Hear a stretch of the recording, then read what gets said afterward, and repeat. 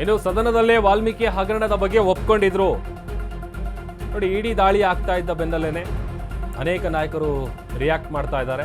ಹಗರಣ ನಡೆದಿದ್ರು ಕೂಡ ಸಿಎಂ ರಾಜೀನಾಮೆ ಕೊಡಲಿಲ್ಲ ಅಂತ ಬೆಂಗಳೂರಲ್ಲಿ ಛಲವಾದಿ ನಾರಾಯಣಸ್ವಾಮಿ ಹೇಳಿಕೆಯನ್ನ ಕೊಟ್ಟಿದ್ದಾರೆ.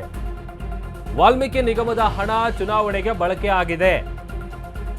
ಲೋಕಸಭಾ ಚುನಾವಣೆ ನಡೀತಲ್ಲ, ಆ ಸಂದರ್ಭದಲ್ಲಿ ಈ ಹಿಂದೆ ಕೂಡ ಚಾರ್ಜ್ ಶೀಟ್ನಲ್ಲೇ ಇಡಿ ಅದನ್ನ ಆರೋಪಿಸಿತ್ತು ಅಂತ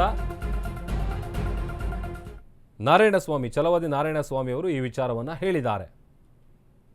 ಕಾಂಗ್ರೆಸ್ನ ನಾಯಕರು ಇದರಲ್ಲಿದ್ದಾರೆ ಅಂತ ಹೇಳಿ ಮಾನ್ಯ ಮುಖ್ಯಮಂತ್ರಿಗಳು ಸದನ ನಡೆಯತಕ್ಕಂಥ ಸಂದರ್ಭದಲ್ಲಿ ಫ್ಲೋರ್ ಆಫ್ ದಿ ಹೌಸ್ ಅಲ್ಲಿ ಹೇಳ್ತಾರೆ 184 ಅಲ್ಲ, ಕೇವಲ 87 ಕೋಟಿ ಅಂತ ಹೇಳಿದ್ರು.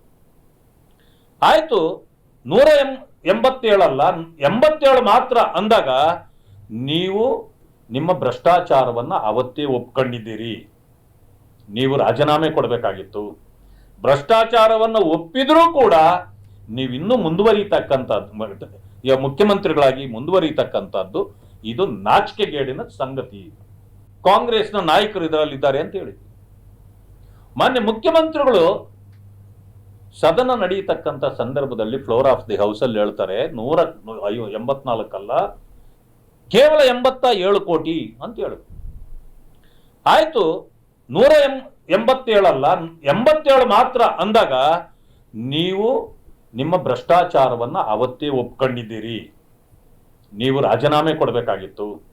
ಭ್ರಷ್ಟಾಚಾರವನ್ನು ಒಪ್ಪಿದ್ರೂ ಕೂಡ ನೀವಿನ್ನೂ ಮುಂದುವರಿತಕ್ಕಂಥದ್ದು, ಮುಖ್ಯಮಂತ್ರಿಗಳಾಗಿ ಮುಂದುವರಿತಕ್ಕಂಥದ್ದು